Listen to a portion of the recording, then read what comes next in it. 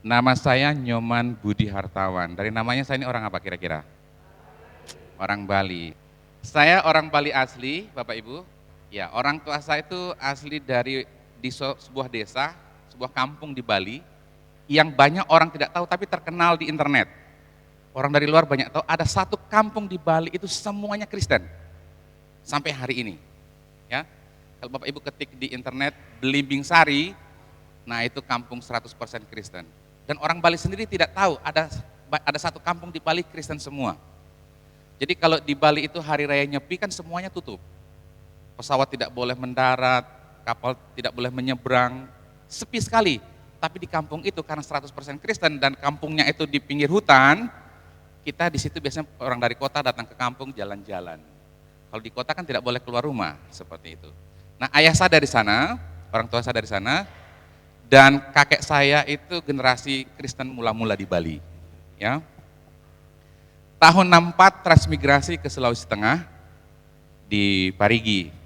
Jadi saya lahir di sana, saya anggota GPID, orang tua saya. Terus, nah namanya orang tidak sekolah, jadi orang tua saya ingin supaya anak-anaknya semua sekolah. Jadi saya dari tamat SD saya sudah merantau di Jawa, di kota kecil yang namanya Salatiga di Jawa Tengah. Saya sekolah di SMP Satya Wacana, SMA di Kristen Satya Wacana, kuliah juga di sana. Seperti itu Bapak Ibu. Lalu saya pulang ke Sulawesi bekerja di Lalundu, ya, di perbatasan Tikek sana itu ya, lewat Donggala ke situ. Tahun 2002 saya ke Bali dan ketemu jodoh di sana, seperti itu. Saya sudah berkeluarga, istri, bekerja di hotel, anak saya 2. Saya bekerja sebagai bapak rumah tangga. Jadi saya menghandle anak-anak dan saya juga full time untuk melayani Tuhan. Saya melayani di bidang misi Bapak Ibu, di bidang penginjilan, dan saya bergabung dengan Evangelism Explosion. Bapak Ibu di sini sudah pernah mendengar Evangelism Explosion? Belum ya? Hampir semua sinode di Indonesia itu sudah ber-MOU dengan Evangelism Explosion yang training centernya itu ada di Malang. Jadi kami itu ada untuk memperlengkapi jemaat atau gereja-gereja untuk bisa memberitakan Injil seperti itu. Nah, saya diajak Pak Esra ke tempat ini dan hari ini ada sharing pelayanan dan saya mungkin akan isi sekitar 20-30 menit untuk sharing pelayanan sedikit. Oleh sebab itu nanti ada hal tanya jawab, nah ini Pak Esra yang akan menjawab seperti itu. Demikian untuk sementara, dan sekarang saya itu bergereja di gereja Kristen Protestan di Bali. Ya. Untuk pelayanan saya sendiri dengan tim lokal Bali itu melingkupi wilayah Bali, NTB, NTT sampai ke Timor Leste, seperti itu. Nah, karena kebetulan saya ada di sini, saya juga ingin share pelayanan dengan Bapak Ibu sekalian. Ya, demikian untuk perkenalannya. Oke, Bapak Ibu sekalian, tadi malam kita sudah mendengar khotbah dari Pak Pendeta Esra tentang apa? Masih ingat? Lazarus dan orang kaya, di mana setiap kita pasti akan apa? Akan mati, kan begitu. Masalahnya matinya kita mau kemana? Ke sorga atau ke neraka? Semuanya pasti ingin kemana? Semuanya pasti ingin ke sorga. Nah, masalahnya kan kita masih hidup sekarang. Ketika kita masih hidup, ada satu panggilan dalam diri kita bahwa kita hidup untuk apa? Untuk melayani Tuhan. Seperti itu, ya. Nah, di dalam kita melayani Tuhan itu, sekarang kita melihat ada pelayanan penting dan ada pelayanan utama. Ya. Ada pelayanan yang penting memang kita kerjakan, tapi jangan lupa ada juga pelayanan utama. Apa itu pelayanan penting? Ya. Pelayanan penting adalah pelayanan yang dikerjakan sesuai dengan talenta yang diberikan Tuhan. Ya. Karena banyak orang mengatakan, wah kayaknya itu bukan talenta saya itu di sini. Ya. Nah itu masuk dalam wilayah pelayanan penting. Apa saja itu? Kita bisa melihat. Kalau di gereja ada yang bermain musik enggak? Ada, berarti dia punya talenta dalam bermain musik. Penting enggak bermain musik? Penting, kalau bayangkan kalau tidak ada musik di gereja, itu orang bernyanyi bisa berlomba-lomba. Ya, saya suatu kali hadir di sebuah gereja di Sumba, pedalaman, tidak ada musik, yang bernyanyi itu yang paling dominan terdengar itu orang yang duduk di paling belakang. Orang belum ketukannya dia sudah ngangkat, seperti begitu ya. Nah ini penting. WL penting enggak? Penting. Tadi malam kalau kita ada ibadah, kalau tidak ada WL, wah susah kita, ya kan? Singer penting enggak? Penting. Tadi malam suara bisa merdu, ada suara 1, suara 2, suara 3, suara 4, ada bikin vokalnya, ya Bu ya. Suaranya Ibu bagus sekali. Tamborin penting enggak? Wah kalau ada yang gereja pakai tamborin penting. Aser, penyambut tamu penting enggak? Penting. Kalau ada orang malu-malu silahkan, diarahkan duduknya. Itu penting sekali. Diakonia, pendoa, visitasi, semua ini pelayanan penting. Dan ini berkaitan semua dengan talenta kita Bapak Ibu. Ya. Nah, tapi jangan lupa ya. Apa itu pelayanan utama? Kalau kita sudah tahu itu penting semua, tapi jangan lupa ada itu pelayanan utama. Apa itu pelayanan utama? Pelayanan utama itu adalah tugas wajib yang harus dikerjakan oleh semua orang percaya, apapun profesinya, bukan karena talenta. Oke, saya ulangi. Tugas wajib yang harus dikerjakan oleh semua orang percaya. Bapak Ibu yang hadir hari ini percaya kepada Kristus semuanya? Setuju? Apapun profesinya, mau jadi dokter kah, mau jadi bidan kah, mau menjadi diaken kah, mau apapun itu adalah yang harus kita kerjakan bukan karena talenta. Apakah pelayanan utama itu? Iya. Apa pelayanan utama itu Bapak Ibu? Memberitakan Injil. Bapak Ibu sampai hari ini ada satu bagian dari firman Tuhan, yaitu dalam Matius 28 ayat 19 sampai 20, ya. Kita akan baca bersama-sama. Mari kita baca bersama-sama. Kelihatan Bapak Ibu kecil ya? Karena itu, pergilah, jadikanlah semua bangsa muridku, dan baptislah mereka dalam nama Bapa dan Anak dan Roh Kudus. Dan ajarlah mereka melakukan segala sesuatu yang telah kuperintahkan kepadamu. Dan ketahuilah, aku menyertai kamu senantiasa sampai kepada akhir zaman. Bagian firman ini sampai hari ini masih tertulis di dalam Alkitab kita. Artinya masih berlaku enggak? Masih berlaku. Perintah ini atau amanat ini sampai hari ini belum dicabut sama Tuhan Bapak Ibu. Oleh sebab itu harus dikerjakan. Setuju? Pemberitaan Injil harus dikerjakan. Bapak Ibu, kenapa Bapak Ibu bisa menjadi orang Kristen? Karena dulu ada utusan dari Belanda, dari Jerman datang ke tanah Minahasa memberitakan Injil. Dan hari ini Bapak Ibu bisa menjadi orang percaya oleh karena ada yang datang dan memberitakan Injil. Sementara di tetangga kita, kiri kanan kita, tidak usah kita omong jauh keluar dari pulau dulu. Di dalam pulau kita juga ada orang yang belum percaya dan kita harus memberitakan Injil. Ini suatu perintah, bukan undangan. Kalau Bapak Ibu diundang oleh suatu pejabat, misalkan kalau Pak Bupati kemarin datang terus adakan pesta dan Bapak Ibu diundang, Bapak Ibu itu bisa datang dan bisa tidak. Setuju? Setuju? Karena kita diundang. Tapi kalau perintah harus dikerjakan. Dan ini adalah perintah Bapak Ibu dari Tuhan. Dan makanya ini disebut amanat agung atau the Great Commission. Kemana? Kenapa dia disebut amanat agung? Ya. Pertama, karena yang memberikan perintah atau yang memberikan amanat ini adalah pribadi yang agung. Siapa memberikan perintah ini Bapak Ibu?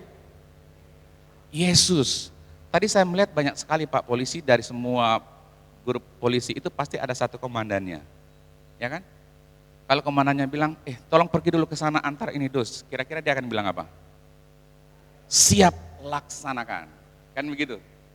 Kalau ada tentara, komandannya bilang, kamu ke sana serang dari sebelah sana. Kira-kira anak buahnya akan bilang apa?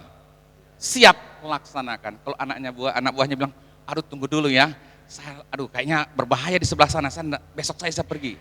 Kira-kira komandannya akan ngapain Bapak Ibu? Wah, marah. Biasanya perwira itu selalu ada pistol dan Perwira itu kalau ada anak buah yang tidak menuruti perintah, itu dilindungi oleh undang-undang bisa ditembak. Karena dianggap melawan perintah. Ya. Yang memberikan kita perintah untuk kita pergi memberitakan Injil adalah Panglima Agung kita, Jenderal Agung kita, namanya Yesus Kristus Tuhan. Kalau Bapak Ibu hari ini diperintahkan pergi, jadikan semua bangsa muridku, apa jawab Bapak Ibu sekalian? Kok semuanya terpaku sama saya? Apa saya terlalu ganteng kah berdiri di depan gitu ya? Apa jawab Bapak Ibu sekarang? Belum berani jawab? Siap, laksanakan. Tapi senyum-senyum ya. Mau ngomong siap, hati kayaknya bertolak belakang begitu ya. Ketika Tuhan memerintahkan kita, kita harus mengatakan siap, laksanakan. Ini yang memberikan perintah ini adalah pencipta langit dan bumi Bapak Ibu. Yang sudah menyelamatkan kita. Maka ini harus kita lakukan. Masalahnya hari ini gereja banyak berhenti dan tidak memberitakan Injil. Ya. Bapak Ibu ketika mendengarkan khotbah Matius 28 ini sudah berapa kali kira-kira sejak menjadi orang Kristen? Wah, tidak terhitung. 1 tahun minimal 1 kali. 1 tahun ini biasa dikhotbahkan di bulan Mei ya. Bulan misi, bulan turunnya Roh Kudus. Pergi, jemaat harus bersaksi. Amin, amin, amin. Masalahnya setelah itu kita melakukan apa enggak? Kita tidak melakukan. Nah, saya juga tidak menyalahkan jemaat dan ini terjadi di mana-mana Bapak Ibu. Bahkan sampai di Eropa hari ini gereja tutup ya. Karena apa? Karena tidak ada lagi orang yang mau datang ke gereja. Kalau ada orang datang ke gereja itu hanya yang tua-tua saja. Saya duduk dengan anak-anak muda di luar gereja, ya ngomong-ngomong di sebuah kota begitu gereja memulai dia langsung pulang. Yang masuk hanya orang tua-tua saja, gitu ya. Karena kenapa? Karena gereja tidak lagi melakukan perintah dari Tuhan ini. Di bagian yang lain dari firman dari Alkitab di 1 Yohanes 2 ayat berapa saya lupa atau ayat yang ketiga. Orang yang mengenal Allah adalah mereka yang mau melakukan apa yang kuperintahkan. Kalau kita berani mengatakan bahwa saya mengenal Yesus yang saya sembah, berarti kita melakukan apa yang diperintahkan. Pertanyaannya apa yang diperintahkan? Ini yang diperintahkan. Pergi, jadikan semua bangsa muridku. Dia disebut amanat agung karena yang memberikan perintah adalah pribadi yang agung. Ya. Oleh sebab itu, ya, kita semua harus diperlengkapi supaya kita bisa menceritakan Injil atau kabar baik ya. Yang kedua, kenapa dia disebut amanat agung? Karena jangkauannya luas sampai ke ujung bumi. Kan di situ dikatakan, jadikanlah semua bangsa, bukan satu bangsa. Semua bangsa muridku. Jangkauannya ujung bumi. Ini suatu pelayanan yang sangat luas sekali. Pertanyaan saya, ujung bumi ada di mana?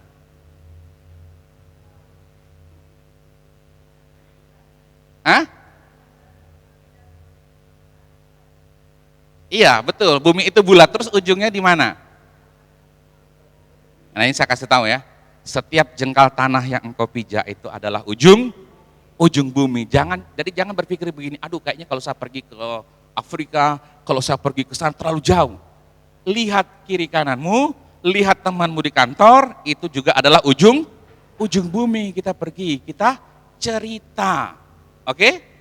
Nah, jangkauannya luas pelayanan ini, ya.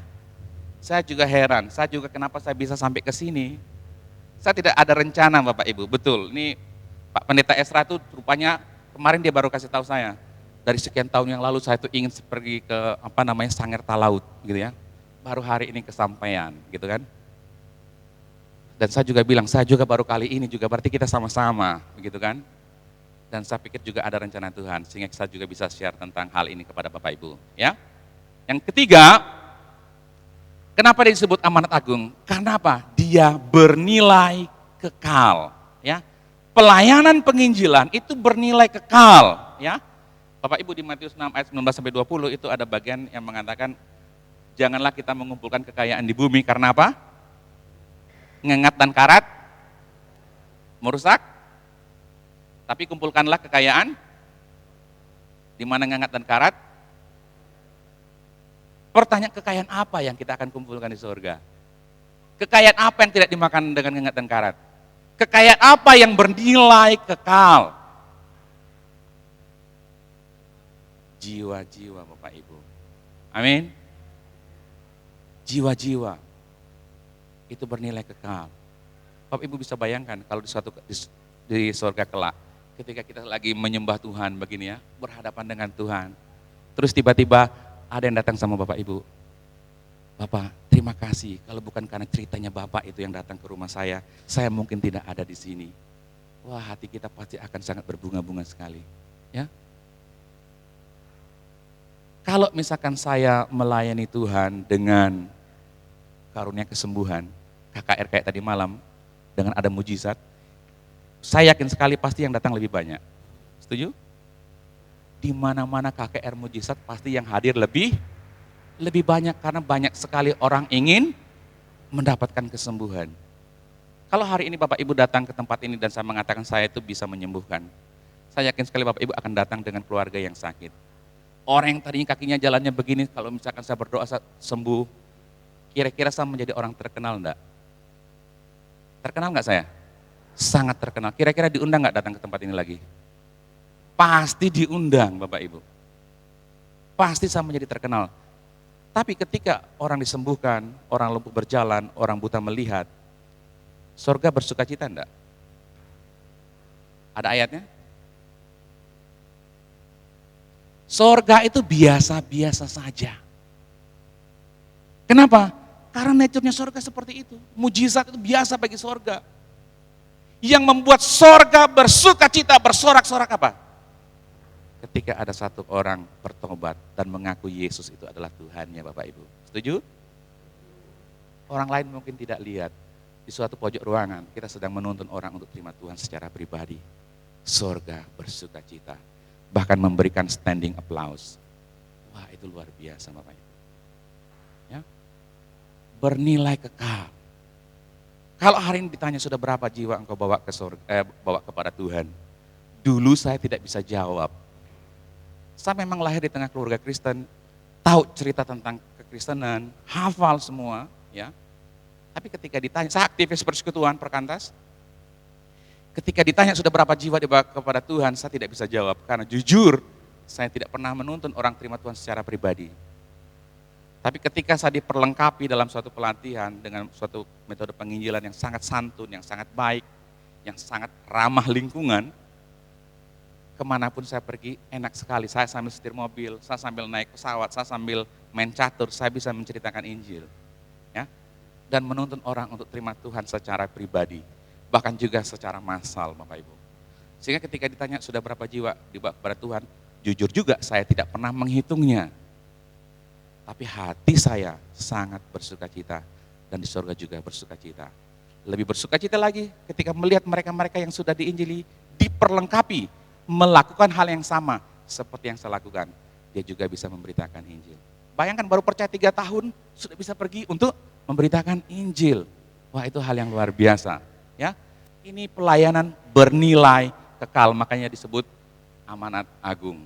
Ya, yang keempat, kenapa dia disebut amanat agung? Karena pelayanan ini sangat mahal, ya, sangat mahal. Matius 16 ayat 26 mengatakan, apa gunanya seorang memperoleh seluruh dunia, tetapi kehilangan? Kenapa dikatakan sangat mahal? Karena nilai harga sebuah jiwa itu sangat mahal Bapak Ibu. Sekarang saya tanya, berapa harganya Bapak Ibu? Kalau saya ini orang kaya, punya uang sekian ribu triliun, ya, berapa harganya Bapak Ibu?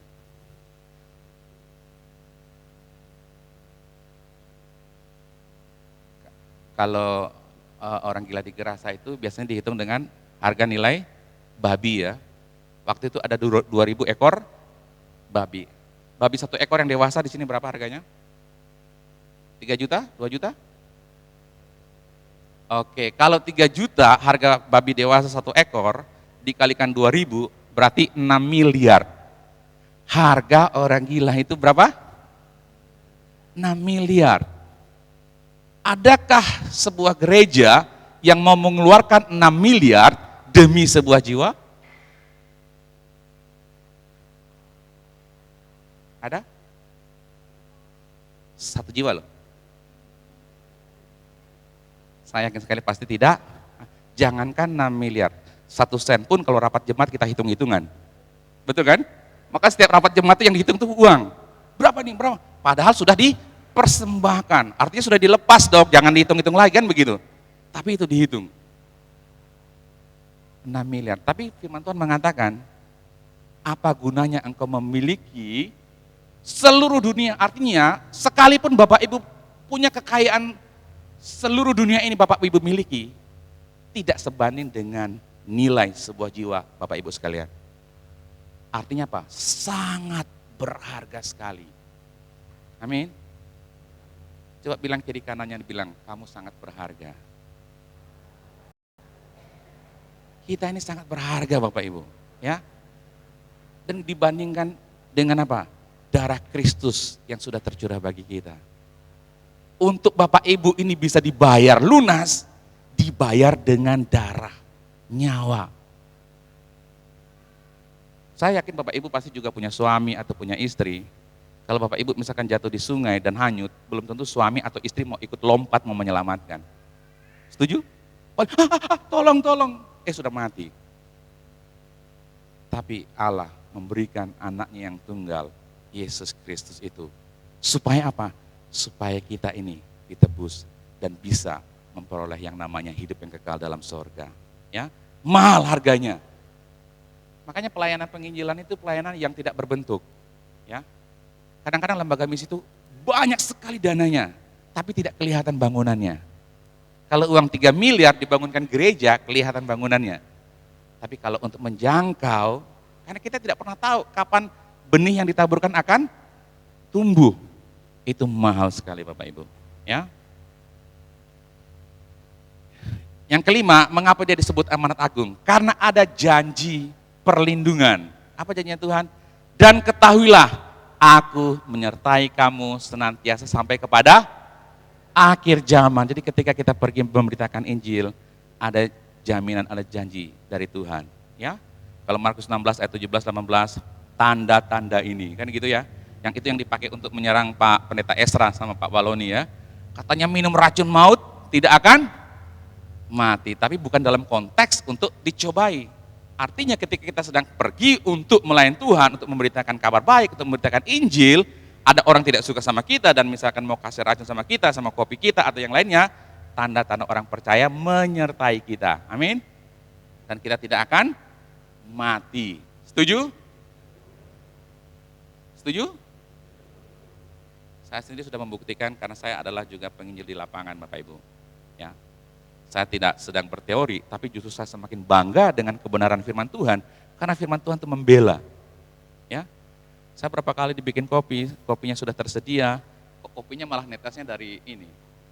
Saya pikir, kenapa kok ada netes, tidak ada hujan? Saya pikir hanya saya sendiri, ternyata teman-teman saya juga seperti itu.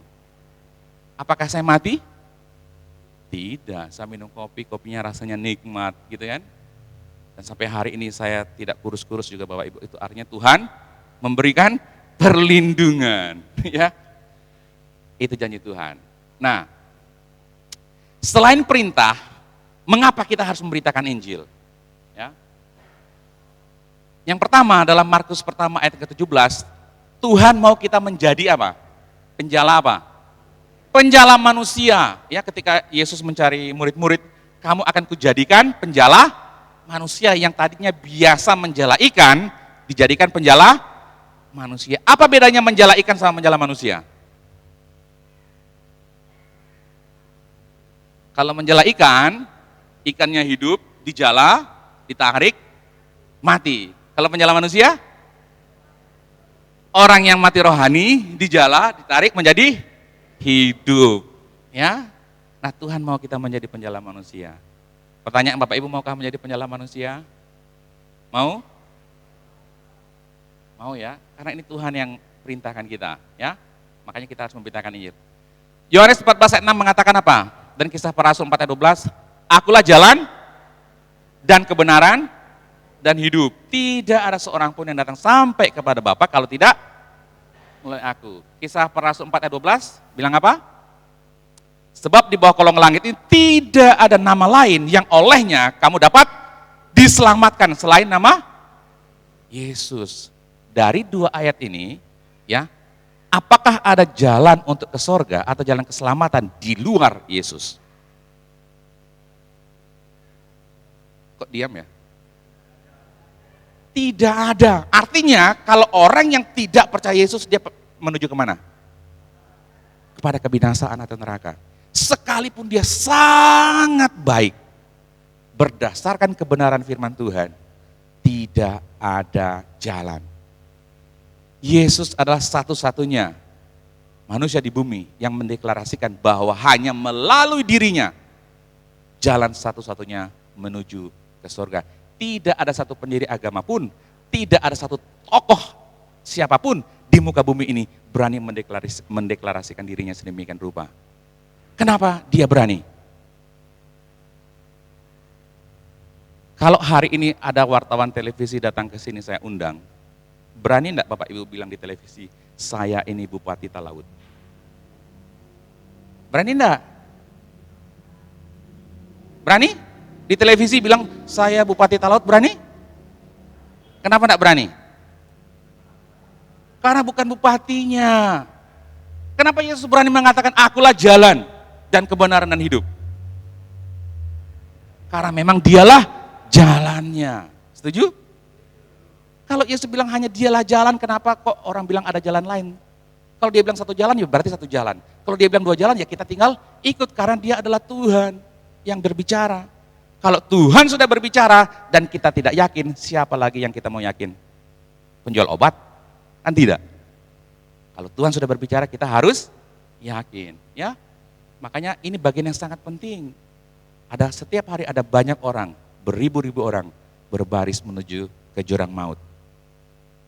Di manakah kita, orang percaya, yang harus menceritakan kepada mereka? Ya. Yang ketiga, ya, Roma 1 ayat 16, ya. Injil adalah kekuatan Allah yang menyelamatkan. Makanya kita harus beritakan, Bapak Ibu. Suatu kali saya ada di pedalaman Pulau Sumba dengan suatu tetua adat yang beragama aliran kepercayaan Marapu. Orang di Sumba itu sangat primitif sekali, Bapak Ibu. Kalau kita datang, kita harus makan sirih pinang terlebih dahulu, ya. Dan hari itu dia sudah gelar tikar sama saya, karena dia mengatakan sudah banyak penginjil, sudah banyak Bapak Ibu pendeta yang datang, tapi dia tidak pernah gelar tikar. Artinya kalau gelar tikar itu artinya dia terima kita. Tapi hari itu dia heran, kenapa ketika saya datang kok dia mau gelar tikar. Saya disuguhkan kapur sirih, ya saya makan ya, merah-merah semua ya. Gitu ya. Biasa meludah. Jadi kalau gereja di Sumba itu merah semua. Karena semua orang meludah di lantai, ya. Seperti itu, selesai makan kapur sirih, terus dia tanya kepada saya. Tapi ketika sedang makan kapur sirih, saya tuh melihat tuh begini, orang model begini kira-kira dia kalau saya cerita bisa mengerti tidak, bisa paham tidak. Karena harus diterjemahkan dalam bahasa setempat, ya. Tapi saya akan ingat firman Tuhan, Roma 1 ayat 16. Injil adalah kekuatan Allah yang menyelamatkan. Soal percaya atau tidak itu bukan urusan saya. Urusan saya adalah memberitakan atau kasih tahu sama mereka. Wah, saya dapat hikmat dari Tuhan seperti demikian. Saya bilang, dalam hati saya belum tentu saya dapat kesempatan 2 kali. Dia percaya atau tidak percaya, tugas saya adalah memberitakan. Ketika saya mulai bicara, saya terus lanjut, saya bercerita. Terakhir, dia mau terima Tuhan secara pribadi. 7 bulan kemudian dia dibaptis, 2 tahun kemudian dia meninggal. Ya, puji Tuhan, karena dia sudah percaya. Ya. Roma 10 ayat 13 sampai 15, ya, inti pelayanan Kristen harus ada yang diutus. Supaya apa? Supaya orang mendengar, karena iman timbul dari pendengaran dan pendengaran dari firman Kristus. Bagaimana orang bisa menjadi percaya kalau tidak ada yang memberitakan? Bagaimana ada yang memberitakan kalau tidak ada yang diutus? Ya. Oleh sebab itu, ketika kita berdoa, Bapak Ibu, Tuhan ini saya, jangan utus orang lain. Utuslah saya. Karena kebanyakan biasa orang berdoa begitu. Tuhan lawat Indonesia gitu ya. Lawat ini Manado, tapi tidak memberitakan Injil. Suruh kirim orang lain, saya berdoa saja Tuhan gitu ya. Kalau mulai hari ini Bapak Ibu mari kita rubah doa kita. Tuhan, utuslah saya. Amin. Supaya kita menjadi pekerja, ya. Yohanes 4 ayat 35 dan Matius 9 ayat 36 sampai 38. Pekerja itu mendesak, ladang sudah menguning, tuaian banyak tapi pekerja sedikit. Sering dengar ayat ini? Kita sering mendengar tuaian sudah kuning tapi pekerja sedikit. Oleh sebab itu ketika berdoa Tuhan, saya mau menjadi pekerja. Saya sudah jadi orang Kristen sudah terlalu lama Tuhan. Jadi saya sudah paham, saya mau menjadi pekerja. Saya mau menjadi penuai di akhir zaman, ya. Dan Tuhan akan pertemukan kita dengan orang-orang yang akan kita tuai, yang ada di sekitar kita, ya. Nah, mengapa banyak orang tidak menginjil? Kira-kira kenapa Bapak Ibu? Kenapa banyak orang tidak menginjil? Kira-kira kenapa Pak? Tidak ada kemampuan. Kemampuan itu apa maksudnya? Tidak ada kemampuan ya. Belum diperlengkapi. Apalagi? Sibuk. Wah, gitu ya, sibuk ya. Wah, kalau ngomong sibuk itu ada kadang-kadang nih, oh lagi banyak pergumulan. Saya mau katakan sampai Tuhan Yesus datang kedua kali, pergumulan tetap ada. Mari kita lihat beberapa hal kenapa banyak orang Kristen tidak menginjil Bapak Ibu, ya. Kalau kita mendengar kata penginjilan, wah, kalau bisa dihindari, gitu ya. Bahkan saya memperhatikan di banyak gereja pos penginjilan itu sangat kecil dibandingkan dengan pos perayaan Natal, ya. Kalau kita merayakan Natal bisa 80 juta, di penginjilan hanya 2 juta, hanya apa gitu kan. Padahal inti utama, esensi utama Tuhan menjadi manusia adalah untuk menyelamatkan, ya. Hal yang utama menjadi terabaikan. Orang menjadi takut ketika mendengar kata penginjilan, ya. Nah, kenapa orang takut menginjil? Karena kenapa? Biasanya takut akan tanggapan yang belum diketahui, gitu ya. Nanti dikira saya itu begini, nanti kita omong begitu dikira begini, dikira melecehkan, dikira menghina, gitu kan ya. Jujur, kalau kita sudah diperlengkapi, kita sudah tahu caranya, ya, ini hanya asumsi, ya, yang membuat atau menahan Bapak Ibu akhirnya tidak memberitakan Injil. Ini cara iblis untuk kita tidak menceritakan Injil, ya, dalam banyak hal, ya. Saya sudah ratusan kali saya bercerita dari kampung ke kampung, dari rumah ke rumah, ya. Saya tidak pernah dibanting pintu, saya tidak pernah diusir orang, saya tidak pernah ditempeleng orang. Justru saya diajak makan sama tuan rumah. Karena kenapa? Injil adalah kabar baik. Setuju nggak dengan saya? Kalau Injil adalah kabar baik, orang tidak mungkin menolak. Tapi sering yang ditolak itu adalah yang membawanya. Karena kenapa? Caranya yang tidak elok sehingga orang menolak seperti itu, ya. Apalagi takut gagal. Nanti kalau itu gimana ya, gitu ya. Apalagi takut dimarahi, menyinggung orang lain, takut ditolak dan sebagainya, ya. Sehingga itu membuat orang banyak tidak memberitakan Injil, ya. Bahkan ada yang mengatakan saya itu nggak tahu bagaimana saya harus memulai. Dari mana saya harus memulai? Alkitab itu tebal sekali dari Kejadian sampai Wahyu. Mengapa? Untuk apa? Siapa? Sehingga kalau begitu saya bingung, lebih baik saya tidak usah menginjil. Ya, ini juga banyak. Kalau tadi dikatakan tidak punya kemampuan seperti itu, ya. Nah, hal yang lain juga kenapa orang tidak menginjil itu karena di dalam hati kita belum yakin apakah kalau saya meninggal dunia hari ini saya pasti masuk surga. Penting nggak pertanyaan ini Bapak Ibu? Kadang orang sendiri ragu, saya memberitakan Injil, saya ini masuk surga enggak ya? Makanya tadi malam itu Pak Pendeta sudah sangat menegaskan sekali. Ketika kita percaya kepada Kristus, kita pasti masuk surga. Ada banyak hal yang kita tidak tahu tentang yang akan datang, tapi satu hal yang kita sudah tahu dengan pasti, dan Yesus sudah kasih tahu sama kita hari ini, bahwa kalau kita mati hari ini, di dalam Yesus kita masuk mana? Masuk surga. Ada ayatnya?